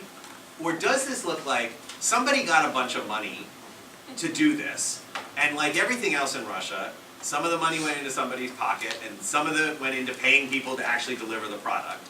But the product was a bunch of people who got hired, who were kind of had to make sure that they were doing what they were paid to do, and some of them were having more fun with it than others, and some were going through the motions routinely. And they were, and what's happening is that actually you have a bunch of different people doing different things, because it wasn't that really directed, right? We have another paper that we just finished on this that's looking at these kind of patterns across the individual troll behaviors across different platforms, where we're really trying to, and like how similar they are in behaviors and different things. Like, and so I think we can sometimes talk ourselves into being like, oh yeah, this is a super complex strategy. They're going to have a bunch of people doing this, and at the same time they're going to have a bunch of people doing this, and some of the people are going to respond to this, and some of the people are going to respond to this, and like there's a puppet master who's pulling all these strings. But like the solution that like they hired a bunch of people, they gave them some vague instructions, and they did a bunch of different things might actually better fit the data, but we don't know. And that's why I need somebody to find somebody to talk to find out sort of like what was this. This reminds me actually of American and European pro-democracy organizations that were trying to create revolutions all across Eastern Europe and the Middle East, etc. It was very much this tactic of trying a variety of things and seeing what sticks. And then in the aftermath, they were very, years later, they were very forthcoming. For instance, people from within open society that were just like, yeah, we just tried it all, and we hoped one of the tactics would work. And that after a while, they figured out which tactics were more likely to work. So maybe this is happening from a social media perspective. Yeah, and somebody asked the question before about like diagnostics. Like, surely the people who are doing this have diagnostics. I don't know. I don't know if people are doing it because somebody gave them some money to do it, and it was kind of an interesting job, or what the diagnostics, or who knows what's worked or what hasn't worked. And the interesting question about like whether this swayed any votes. The one thing we know that's happened is there has been an enormous amount of discussion about this, right, in the aftermath of the 2016 elections, about interference in elections. And so one thing that I think a lot about is that whether or not, the lasting legacy of the sort of Russian interference in the US 2016 elections is going to be a pathway for foreign governments, another pathway for foreign governments to try to manipulate the media information environments of governments that are having elections in other countries. Or it's going to be a toolkit and a set of strategies that domestic actors pick up in the future and use, because it's gotten so much publicity and because it's assumed to have been so effective that, the real people who have incentive to manipulate elections much more strongly than foreign actors are always domestic actors, right, who directly want to get their candidates elected. And I wonder if what we're going to see in 2020, and the platforms are doing a lot to try to prevent this stuff, but it's a lot easier for the platforms to have policies that are politically neutral, that say we are not going to let foreign actors interfere in elections of domestic countries, in part because it breaks laws about campaign finance and who's allowed to be doing these things. It's a lot harder to deal with domestic actors and say, oh, you can't say this online during your own election campaign. And so I do wonder what the lasting legacy of this is going to be in terms of when we think about actors who are trying to manipulate election environments. Thank you. I think I saw a question over there.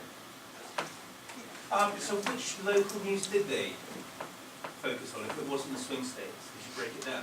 Yeah, we broke it down. It's in the report. It's up on the website. I mean, there was one. It was just we couldn't get a correlation between the local news sources they were sharing and it actually being swing states. There was a lot of it was in Missouri, which wasn't a swing state. There was like this one account that was like, tweeting a ton of like local St. Louis area things. San Francisco Bee was in there one. They were retweeting the San Francisco Bee a lot. That's what it is. Sacramento Bee, maybe it is. There was definitely things. There was like a NewJersey.com. So it wasn't like all this local news from Wisconsin, Pennsylvania, and Michigan. It was states that were not swing states as well. And the slides you showed, we seem to focus on sort of 2014 to 2017. Have you looked at stuff afterwards, and did you look at stuff before? Because both the Marco Bastos data set, who looks at protest movements across the world since 2009, and also the latest Oxford Internet Institute analysis shows that actually they started in 2009. And it's unclear whether those are co-opted accounts or whether if they started then, that's before we know the IRA was set up. So that has opened up a whole network of questions about what we mean by the IRA. Yeah, unfortunately, study collection in late 2014, I guess. Yeah, so Because the Marcos Bastos data set shows that they were actually first, basically they followed all the kind of Arab Spring. And even before that, they started in Brazil, they started in Mexico, Venezuela, during the protests there in 1911. But it's unclear whether those are then compromised accounts, but that's actually Russians already. Right. But And we have collections from the Arab Spring. Go back. yeah, I mean, we don't, again, we've done all our collections from sort of publicly available data, not making deals with companies to give us things and stuff like that. There is something called the Historical Power Track API on Twitter where you can go back in time and collect data. It's very expensive and backfill. Yeah, our Russia collection started in the fall of 2013, just because that was when Dennis and Sergey showed up, and I said, hey, we should, it's going to be an interesting period in Russian politics coming up. Sochi Olympics, like that'll be a big deal in the spring of 2014. Why don't we start a collection, and when you guys are done with your classes, we can do some interesting analysis of it. So we got lucky in that regard, I guess. But the larger question of the account dates, I mean, to be very clear, Dennis and I were talking today about two different data sets. We have a data set of this Russian political Twitter, and then the stuff I was talking about was the stuff that was delivered by Twitter on these things. Like where these accounts came from, we have looked at the origin dates of them, right? Yeah, like the dates when it comes to created, and they go back to 2011, and I don't remember 2009, but yeah, it's not like they were created just in 2011. And your hypothesis is them doing it as one actor behind them all the time, or were they compromised? We don't know, and we don't know if they were botnets that were that were developed for commercial purposes, that were repurposed for political purposes. I think Sam Woolley is like the person to go to on this, because he's the guy who's done all the sort of interviews with the botnet providing people. I mean, there is a story where this is like, there's a story where there's one story where it's like economic actors get in trouble and the Kremlin, kind of godfathers them and says, we won't prosecute you or send you to the US, but you owe us a favor. There's other stories where you advertise, that building botnets and using them for politics is a good way to advertise your product, right? Like YouGov, the pollster firm, like they burst onto the scenes by getting the British elections right, but they make all their money from commercial entities, right? Like so, like there's a bunch of different reasons on this, and repurpose is a whole other question. But the idea that people were early on, learning how to make bots, and some of those accounts were still around later on is not, is not surprising. But yeah, we really don't. I mean, we're still early on in trying to figure these things out. Just a final comment on a question. So I remember talking to Navalny, supporters, the Russian opposition leader, supporters back in the, when his protests were going, sort of 11 and 12, and they were very proud to use bots. I mean, it's amazing. And they're like, we're using bots, this is fantastic. And it's just amazing how much the perception around bots has changed since then. So yeah, when I saw the figures, I was like, yeah, they were proud of it. They were really happy. They're like, we're at the forefront of digital technology. Thank you. Yeah, we're doing good bots. Matt? Yeah, I have a question. With regard to the bots, for the purposes of your research, you kind of put them into discrete groups, right? So there's the pro-Kremlin bots, the pro-Kiev bots, and so on. Did they always fall so comfortably into those tight groups, or was it kind of more of a spectrum? I mean, for example, with regard to neutral bots, were there neutral bots who shaded one way without falling into a different category, and could that be kind of exploited somehow? So the numbers I showed you refer to bots with political orientation predicted with probability over 0.9, but there were some bots that were somewhat in the middle. If we just didn't want to basically condition all our further analysis on unclear categories. So I think the majority of bots got a pretty high probability of fitting in a specific category. Mostly because, the language bots often use is often very indicative of the political leanings. So it's sort of easy to identify the political orientation. But there were some cases when it wasn't clear, and it might have been because bots were shifting, but not too often. But I mean, this is a question. So we have this brand new project taking this technology we developed in Russia and applying it to the 2016 US elections, these huge collections of data sets we have. that Dennis is heading up in his postdoc role in the lab. And these are the discussions we have, like what's the unit of analysis we want to be doing this coding, right? Like in the Russian case, we coded at the level of the account because we think there's just really not enough information in a single tweet to tell whether it's a tweet from a bot or not. But it might be that actually what we want to do is code at like the level of the, so there's questions about whether you want to code some of these things as individual level tweet characteristics or you want to code them as account level characteristics. And it may even be that what we're really interested in when we get into the election stuff is aggregated over, it doesn't matter, aggregated over accounts, just if we have the sole population of all the accounts that we think are bots, we may really be interested in the daily tweets, right? Like, at what day were they talking negative stuff, were they talking positive stuff, and the stuff that Dennis showed you here at the beginning.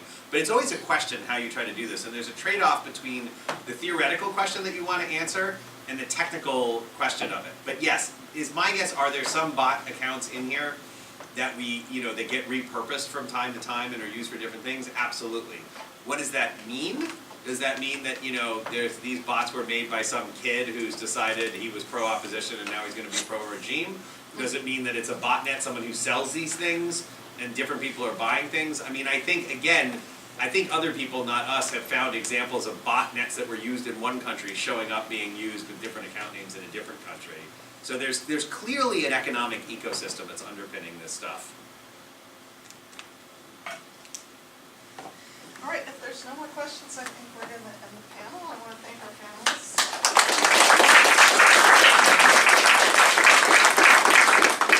And we hope you can join us. Our next panel is actually at 2 o'clock, so we have a 2-hour break. Participants, we have a Thank you so much for coming. I hope we can see you all soon.